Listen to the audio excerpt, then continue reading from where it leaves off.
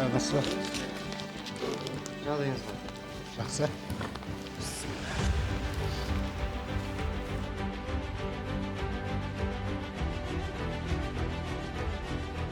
Анда алкотестерден өттіңіз, бәрі 0 режимін көрсетті, жұмысқа шығуыңызға рұқсат етемін. Печатыңызды бәріңіз қойып бердім, қолымды қойдым. Жолыңыз болсын. Рахмет, жақсы, сау болыңыз.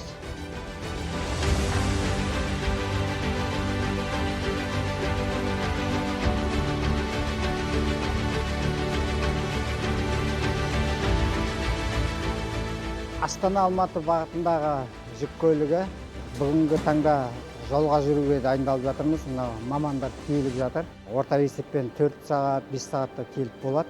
Қалай келіп болады? Документтерімізді реттеп, артын жауып, бұломбылап, Құдай қаласа жолға шығамыз.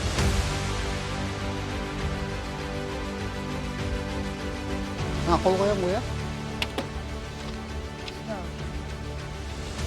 Фамилию, номер машины.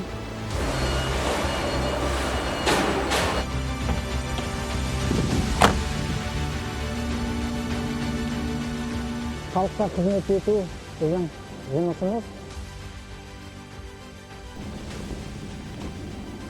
Ал Құдай қаласа енді жолға шығамыз енді.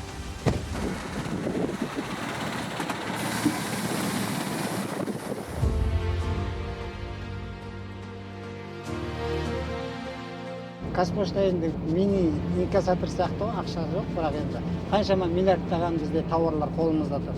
Сол себептен өзімізді инкассатор сияқты жұмыс істейміз деп қоямыз енді. Халықтың ақшалары да салып отыр ғой енді бізге, сен алам осы келе жатыр жолда деген үміттермен.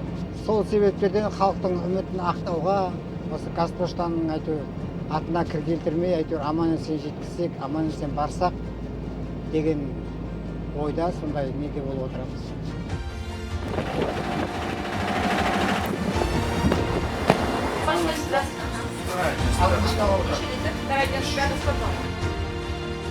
Жұмыстың негізі оңай жоқ қой. Bir gün қиын болады, bir gün оңай болады. Балаларымыздың да қалай өскенін де білмейміз ғой. Қазір енді аман-есен жеттің ба, шүкір жеткеніңе тәуба. Жұмаларда мысалға тілеуіміз тілеп, жетінен таратып, сондай тілеулес болып отырады. Сағынасың.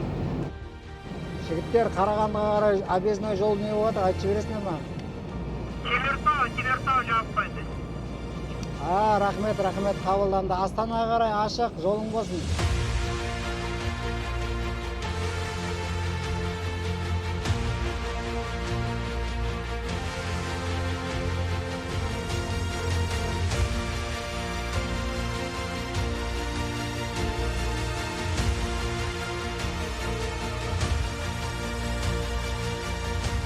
Ендігі мәселе мен демалам. Амандықта, көріскенше күн нұрлы болсын.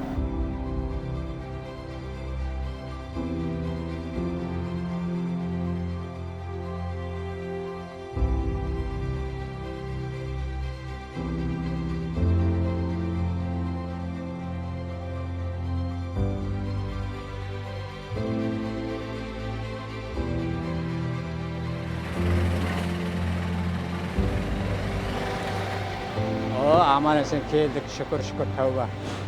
Енді начальник сменаға жолығамыз.